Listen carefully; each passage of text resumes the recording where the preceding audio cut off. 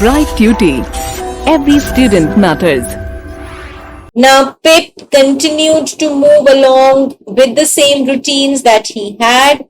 The routine was only broken on only by a birthday visit to Miss Havisham, where she would give him a guinea, and he spent on a book to study. But Pip saw Biddy changing. She became a clean, a neat, and a pretty woman. And one evening, when Pip was studying basically, he realized that Biddy had learned everything that Pip has from the books and the forge without ever studying. So she knew everything very well. She was a very smart girl. He asked her how she had learned, and she said that you will have to catch it just like a cough and a cold that you catch. We say, I've got cold. So she said that you're supposed to catch it. Pip was very impressed, and he appreciated Biddy by telling her that he also was going to make sure that if he gets a chance, he's going to catch it. Biddy starts crying, telling Pip to remember about their first lessons together. Pip was also emotional, and he wanted to express his thanks to Biddy for having helped, her with having helped him with his sister, and he invited Biddy on a weekend walk on the marshes. Now, when they were on the walk, Pip confessed to Biddy about being dissatisfied with the trade, with being a blacksmith, and that he wanted to become a gentleman so that he would disprove what Estella believed and, behaved and said for him. Now, at the same time, he also said that he was going to be more happier and satisfied with the forge that he was in since the childhood. So he had mixed opinions. He wanted to leave the forge and move ahead in life, and he was also afraid of staying behind, because that would mean that he'd have to continue being a blacksmith throughout his life. Now, Biddy was very confused with what Pip actually wanted, and she called him Pity. She called him sad. She was disturbed when she got to know the way Estella had insulted him and told Pip that that was very rude, that was very untrue. And she asked Pip that, do you want to be a gentleman just because you want to prove that kind of a girl wrong? Now, she obviously told Pip that Estella was not the kind of the girl you would want to win over. And Pip agreed to whatever Biddy was saying, but somewhere down the line, Pip actually had a soft corner for Estella, and he was just not able to let her go out of his mind.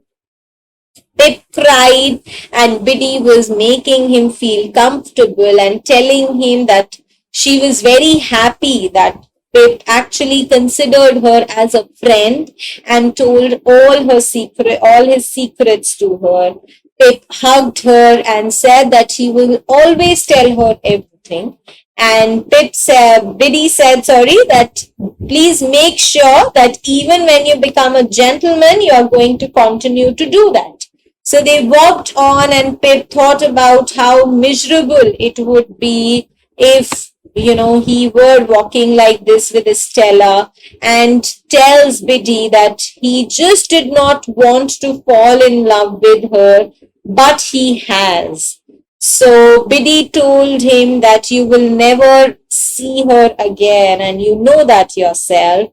Now, as they were walking, Orlick appeared out of nowhere and tried to take them home, but Biddy whispered Pip to not let him, saying that she did not like Orlick at all. Pip and Biddy walked alone, but Orlick was following them, and Biddy told Pip that she was afraid of Orlick, and she was afraid that Orlick liked her. Pip was very angry when he got to know that, and from that day on, he tried to make sure that Orlick was never able to meet Biddy. Pip himself would go back, around, he would always be around Biddy, believing that Biddy and Forge life were more important to her than Estella, and also remembering that the Havisham, the days with Havisham, were growing more and more sad and disappointed and ambitious again. Now, it is now 4 years that Pip had been working with Joe. Pip and Joe are together with a group at the Three Jolly Bargemen. This is the name of the place. We've heard of it earlier in the story. So they were at the Three Jolly Bargemen and they were listening to Mr. Wopsle perform a newspaper account of a recent murder as if it were a play. He was actually calling out the voices, he was imitating the voices, and then suddenly a stranger who was overhearing Mr. Wopsle speak all that criticized him for assuming that the verdict, the final result of it was a guilty, and they started having a conversation and an argument over the fact that how can you announce somebody as the convict, as the main accused, unless and until the verdict has still not been delivered. Mr. Wopsle obviously was cowed. He was forced to be silent after what the man had said. And the entire group of people who were first enjoying what he was doing, they started looking at him with disgust. The stranger requested to have a private conversation with Joe and Pip. They were very confused because they did not know that man. They went with him to the parlor, to a separate area in that place, and Pip recognized that man as the man he had met on the stairs of Miss Havisham. Remember, the man on the stairs of Miss Havisham who had told Pip to behave himself. So this man was the same man. The stranger introduced himself to be Mr. Jaggers, who was a lawyer at London, again an important character. So this man was Mr. Jaggers. He introduced himself to be Mr. Jaggers and explained that there was an anonymous person, a man who did not want to be named. He wanted Pip. He had arranged a huge amount of money for Pip, and he has also given some amount of money to Joe so that he could free Pip from his apprenticeship. The only condition was that Pip was never going to change his name. Pip was very ecstatic. He was very happy that finally he'll get a chance to move out of his life at the forge and from the life of being a blacksmith. And he suspected that it was something to do with Miss Havisham, that Miss Havisham was his secret admirer who had done this for him.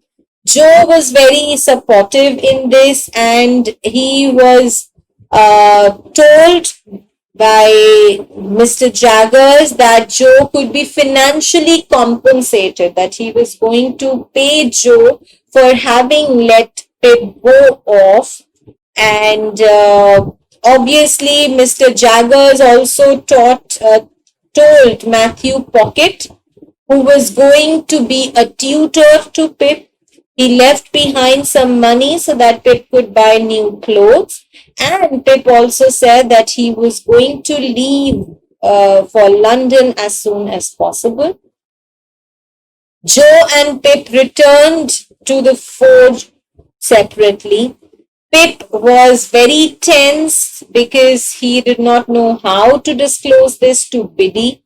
Biddy and Joe congratulated Pip though, and Pip thought that there was some fraction of sadness in their congratulations also. But then Pip continued, he grew a little gloomy, he got sad, and he wondered that he actually is so dissatisfied with himself that he was ready to leave his family and the people who actually loved him for the sake of getting a new identity for himself. So he suggested that he would hide his new clothes from his village friends like Mr. Watson and Mr. and Mrs. Hubble, who would make fun of him and would just continue to speak something about him as well. Pip asked Biddy whether he is going to continue to hide his clothes from the forge as well, and Pip told her that he obviously won't do it. Now he goes to bed and he surveyed the room in which he was lying. He found it to be very little and was looking forward to be given a better and a bigger room very, very soon. He was very excited for what lay for him in the future, but was sad for the past as well. Through his bedroom window, he saw Joe smoking outside with Biddy, and Joe never smoked so late, and Pip understood that that is because even Joe was unhappy, was sad, and this is how he was comforting himself. The two were speaking very quietly, but Pip could hear his name being called out every now and then. And then obviously Joe understood that they were going to miss him. So Pip was very clear that they were going to miss him fondly. The next morning, when Pip woke up, he was in a better mood. And after the church, he took a walk through the marshes, bidding them a goodbye and, meeting everybody, and decided that when he's going to become a better and a bigger man, he was going to send them gifts in the future. He decided to forego whatever memories he had of the convict. And he was simply trying to think of what was going to happen to him in the future. And, he started thinking about his great expectations. Now, Pip lay down at the battery, the place where he had met the convicts the first time, and he fell asleep and was dreaming of Estella. Pip was awakened by Joe, who had followed him, and Pip told Joe that he would never forget him. And Joe also told him that he only needed a night to arrange for Pip to leave, and Pip was secretly very disappointed because Joe was actually very important to him and he really liked Joe from the bottom of his heart. Pip was afraid, he was feeling sad that Joe did not get a chance to learn and to grow in his life.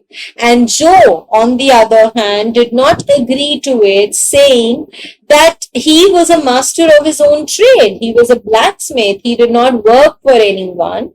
So he was happy with what he had. Now, Pip wanted to do something for Joe, and he thought that it would be easier for him to do if Joe were better qualified. Only then Pip thought he would have arranged for him to get a better job and a better salary. Now, after tea, he went for a walk with Biddy and he asked her to teach Joe good manners, and that he wanted her to teach Joe also to get a better standard of living. Biddy, on the other hand, told that Joe was very happy with the kind of life he had. He was proud of himself and he did not wish to change. This made Pip very angry, and Biddy explained to her that there are different kinds of people around. There are those who are unhappy with the kind of life they had and they want to move ahead. On the other hand, there are those who are very satisfied with the kind of life they have and they never complain. So these are the human sides. You cannot have a control over any of them. Biddy told him that he was going to be a gentleman, but he has to remember to be just, to be fair. After that, Pip actually felt a little disappointed and was confused because this news was a good news, but he was not happy. He felt lonely and unsatisfied. Next day, Pip went to the tailor, who was Mr. Trapp, to have new clothes for himself made.